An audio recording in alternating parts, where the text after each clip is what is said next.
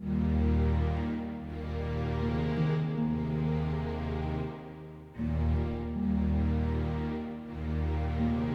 raise cotton, corn, and wheat mainly.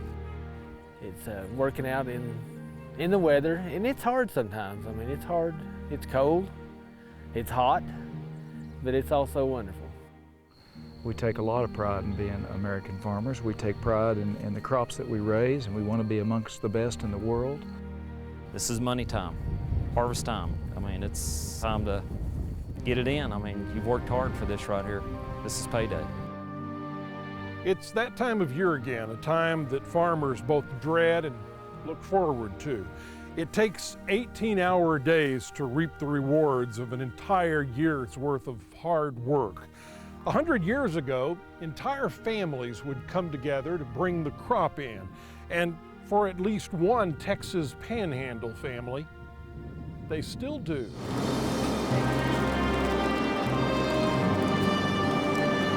The family is the Davis family, and out here in the flat farmlands, just about as far north in Texas as you can go, Randy Davis is a sort of field general commanding an army assaulting this year's wheat crop. His unit has unwavering passion, commitment, discipline, and respect, even if most of his foot soldiers aren't yet old enough to vote.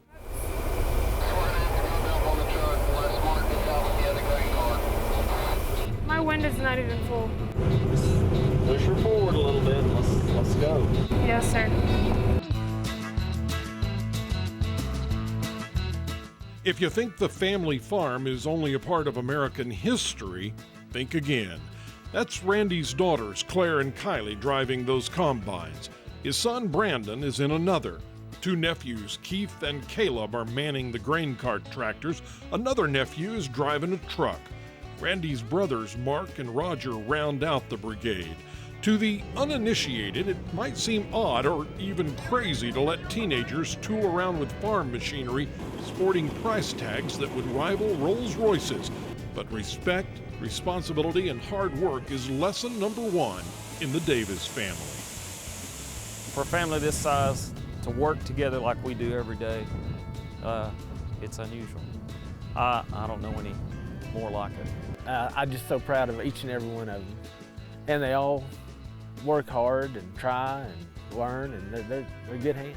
Well, you know, I guess to us it just seems common and normal, but now that you say that, it probably is really unusual and abnormal.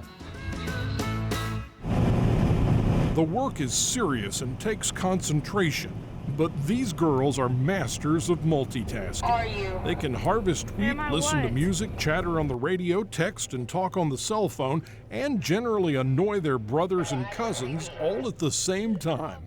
Basically the same banter found in most families, only it's done from the seat of a combine. Daddy, would you wear some bright socks if I got you home? We already had this conversation. I'm not into the bright socks.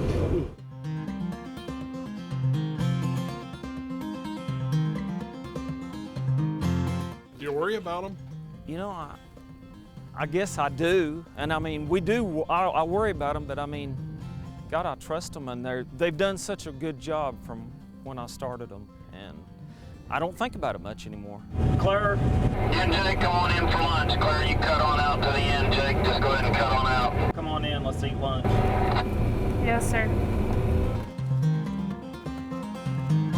In our modern high-tech world, with the population now shifted to the cities, the age-old question seems even more pressing. How you gonna keep them down on the farm? That might be a little bit of a problem. It may be. My son, he's partners with us out here, and he works with us. And Mark's boy helps us some too. The younger ones, it might be a little tougher to keep them out here. Sure may be. I mean, it's a tough way of life. You gotta love it. I mean, that's all there is to it. Caleb Davis loves it, and whether he stays here or not, right now there's no place he'd rather be. The thing that you're not sitting home playing video games, you're out here doing something. I mean, you're not being lazy, you're getting something done, builds character. Is that important? Yeah, sure. Why? if you don't have character, I mean, you can't go very far in life. Moving this team from one field to another requires a mobilization that would have made General Patton proud. But when you're harvesting 5,000 acres of wheat, it gives new meaning to the term family farm. I feel like we're passing something on to them that is actually priceless. The responsibilities and everything that you have make you think for yourself. And I think it's a great thing for young people. Do we overwork them? I don't think so. We still allow them to have their downtime and go have fun and participate in sports and do all that other kind of stuff.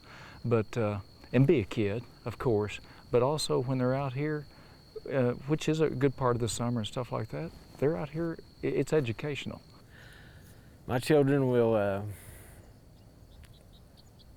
the character you were talking about, I'm hoping to instill that, and I don't think you do it through video games and through running around in town. I think you do it through hard work and a little bit of discipline and reward.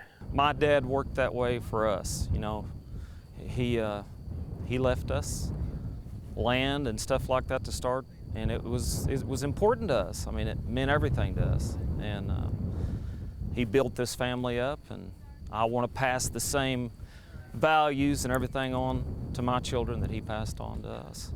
We try to be stewards of the land, and that's what God intended for us to do. And we have to, you know, we own this land for now, but it's not ours. And so, you know, I certainly hope that the next generation coming behind us is going to love this land and love our country too, enough to really take pride and take care of it.